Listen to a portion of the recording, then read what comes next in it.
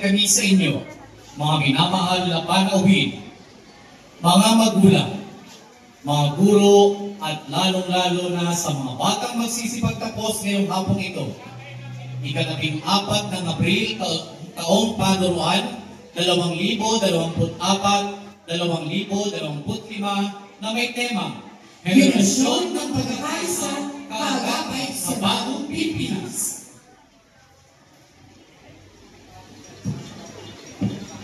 Bilang palimula, ating damhin ang ating pagmamahal sa ating inang bayan sa pamamagitan ng pag-awit ng lupang hinirang sa pagkumpas ni John David E. De Vivar na susundan ng panalangin na pangungunahan ni Bernadette J. Sosa.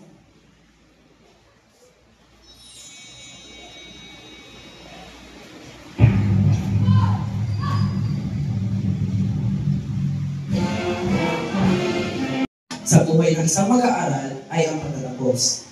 Ang pagtatapos sa ngayon ay simula pa lamang ng paghahanda natin sa mga susunod na kaitang.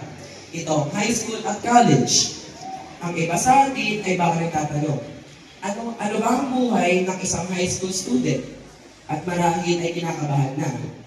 Sapagkat hindi na natin kinakabahan dahil tinuruan na tayo ng ating mga guro ng mga kaalaman na magiging sandata natin sa panibagong yugto ng ating pag-aaral at pati ng ating buhay. Napakasaya po ng araw na ito bilang magsisipagtapos.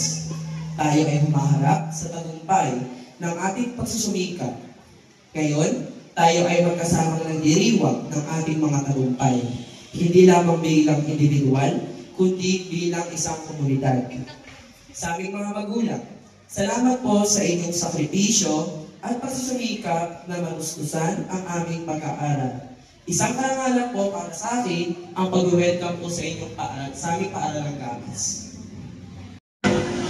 Denzel Jairus L. Brito.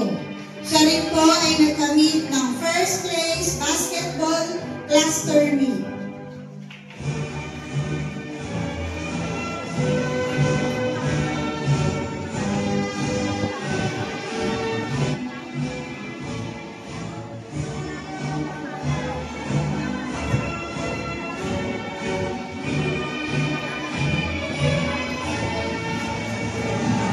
Raven Vincent C. Comiso.